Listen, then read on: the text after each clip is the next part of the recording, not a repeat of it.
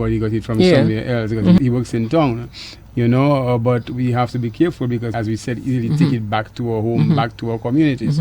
So we got to be careful. If red eye is, as you say, one of the best ways is proper hygiene. But then it's even a little bit difficult to say if it's not there or if it's there in a particular community, because what it is, not everybody would go to the health center or to a doctor, and because we'll not show that we have one or two individuals that have the red eye. People might have it and just figure, well, money red eye is a vaccine. Because some people will self-treat it, and like to say as well that there are different ways at home that we can self-treat the condition. What we said earlier on, practicing good hygiene is the best way to control it. Once the infection has been diagnosed, you can follow those steps. Once you realize that this is what it might be, if the doctor say, okay, well, it's red eye, the doctor might want to tell you, okay, you can use this, or you can opt to do that to treat at home. What you would need to do, like we briefly mentioned earlier, don't touch your eyes with your hands. You want to avoid doing that. So in that event, you want to use the tissue, the clinic tissue to wipe your eyes.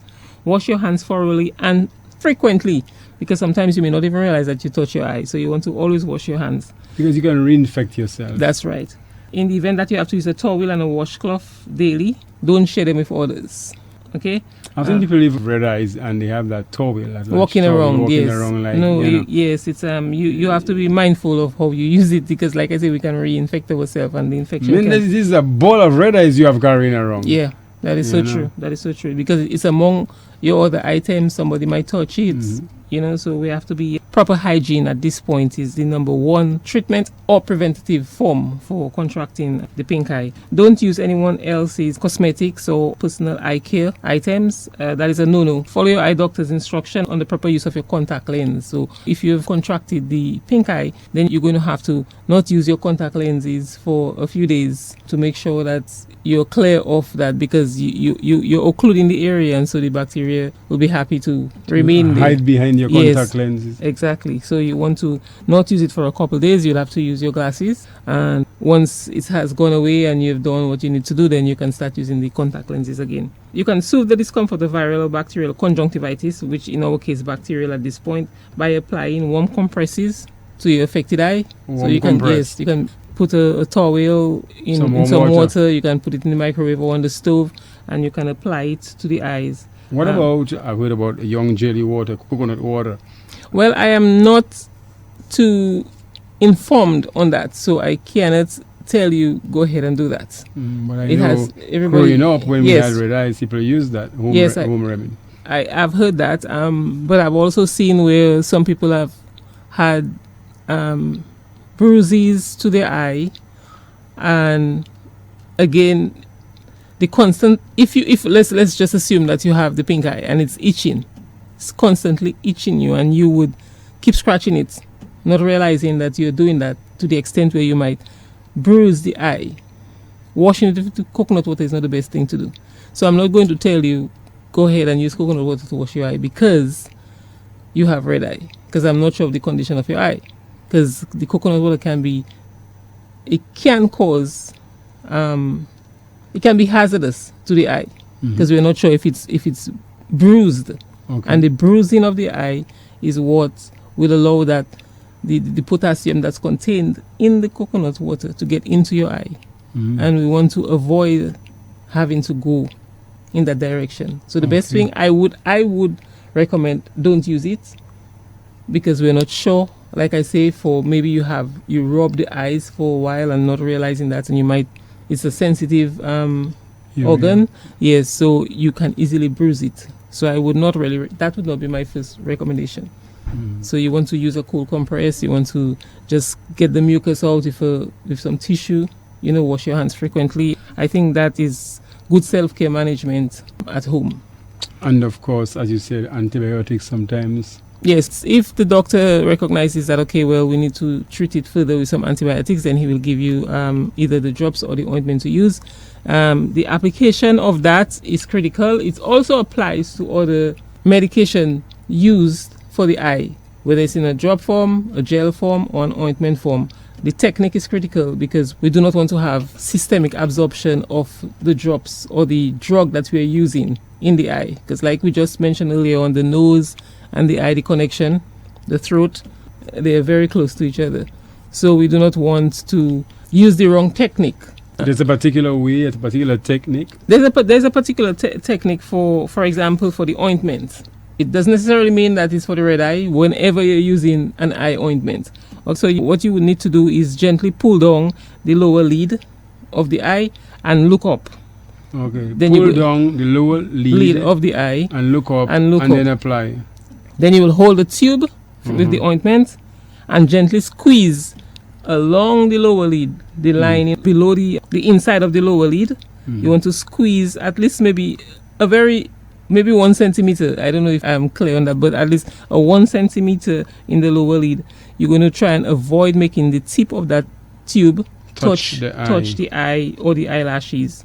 You don't want to put too much. No, you don't want to put too much, but you're going to put it along the inner area of the lower eye. What you want to do after that is blink your eyes to spread the ointment over the surface of the eyeball. So you want to blink it for a little bit so that it onto the surface where you want it to get. Because there is a situation that can exist. There are two issues when getting eye ointment or eye drops into the eyes where you want it, which is inside the eyeball. The first one is getting the drop from the container, because some people have issues with that, onto the surface of the eye. Some people kind of squeeze it, to gauge the amount that they need.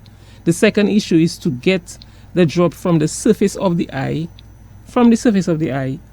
to the inside of the eye where it must go to work. Okay, so these are some of the issues that we encounter with using eye preparation. So you want to have a proper technique when you're doing that. For the drops, for example, first what you will do to increase the chances that a single drop hits into your eye, what you might want to do is lie down flat with your face up. A lot of people like to stand when they just stand and tilt their head back. People get accustomed to just stand and... Right. The prescription might say, okay, well, use 1 or 2 drops. What you want to be mindful of is only 1 drop is needed at a given time. Okay, even if the label says you're going to do 1 or 2 drops. Gently pull down the lower lid again to increase the amount of eyeball showing so that you get a wider surface area. Bring the bottle about 1/2 inch again above the eye surface. You hold the bottle in a vertical position and then you gently squeeze the bottle until you see or feel the drop in your eye. All right? And then again, I suppose you'd have to blink your eye. No, you don't want to blink it. I'm just going to tell you about that one. So that one, you want to be careful not to touch the bottle, as we said earlier, because what would happen, you can transfer the bacteria from your eye onto the bottle tip, and when you go to use it again, you can reinfect yourself. So if you know by any chance that it has touched the eyelid, you want to make sure that you clean it with a little tissue, some warm water, not alcohol, maybe a little bit of warm water, just clean the tip so that you get rid of you sanitize the area again for the bacteria. And next, to minimize the effectiveness and to minimize what I said about the systemic side effects where the drug actually go into your system where you do not want it to go, what you're going to do is use what we call a 2-minute eyelid closure technique. Okay? So what you're going to do is close your eyes. For 2 minutes? For 2 minutes. You want to close your eyes for 2 minutes and you want to take the index finger. You want to take the index finger and kind of press it in the corner of the eye to make sure that the solution is evenly distributed and prevent from going deeper into the system. Because as we said, the ear, nose, throat are all connected. Exactly. All right. So you want to deal only with the eye. Only the eye. So once the drop is on the eye, do not blink your eye. Once the drop is in your eye, do not blink it or move it around to spread the drops. You just let it stay there. Instead, you gently close your eyes just once. You close it once, place the pad of your sensitive finger, like I say, the bottom of your sensitive finger, which is your index finger, at the inside of the corner of the eyelid by the nose and press it gently. Okay? So you leave the eyelid closed and the finger pressing gently for a full 2 minutes. Gently in the corner of your eye?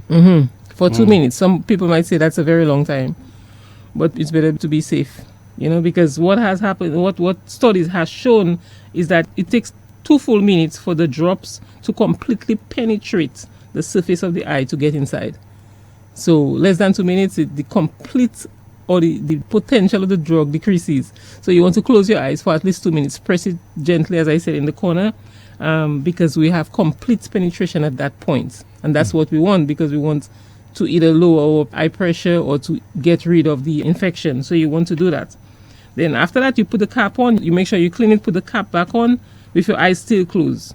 the closed eyelids and the pressure on the tear draining duct in your eyes would avoid, like I said, unwanted systemic side effects from the eye drop. So this is what that technique allows.